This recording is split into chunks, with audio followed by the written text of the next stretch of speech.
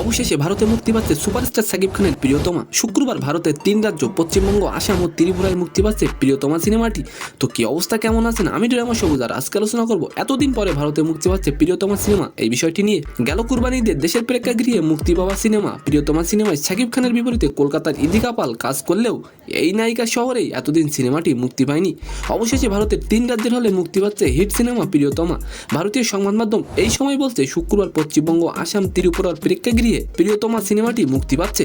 আপনি জানলে অবাক হবেন, এর আগে যুক্তরাষ্ট্র, কানাডা, অস্ট্রেলিয়া সহ বিভিন্ন শহরে ঘুরে এসেছে এই সিনেমাটি। ঢাকায় মুক্তির পরে দ্বিতীয় সপ্তাহে এই সিনেমাটি উড়াল দেয় যুক্তরাষ্ট্রে। তারপর কানাডা ও সিডনির হলে দেখানো শুরু হয় সাকিব ইদিকা জুটির প্রথম সিনেমা। নির্মাতা হিমেল আশরাফ বলেছিলেন, যুক্তরাষ্ট্রের পর মধ্যপ্রাচ্য, ইউরোপ, অস্ট্রেলিয়া, মালয়েশিয়া ও ভারত সহ বিভিন্ন দেশে মুক্তি পাবে প্রিয়তমা সিনেমাটি। আর ঠিক তাই হলো, এতদিন পরে ভারতে মুক্তি পেতে যাচ্ছে প্রিয়তমা সিনেমাটি। কিন্তু ভারতে এত দেরিতে মুক্তি পাওয়ার কারণ হিসেবে তিনি বলেন, বিভিন্ন ধরনের জটিলতা ও হিন্দি মুভির জন্যই নাকি এমনটাই হয়েছে। তো আজকের ভিডিওটি কেমন লাগলো অবশ্যই কমেন্ট বক্সে জানাবেন। আর ভিডিওটি যদি ভালো লাগে অবশ্যই একটি লাইক দিয়ে আমাদের চ্যানেলটিকে সাবস্ক্রাইব করে দিবেন। ধন্যবাদ।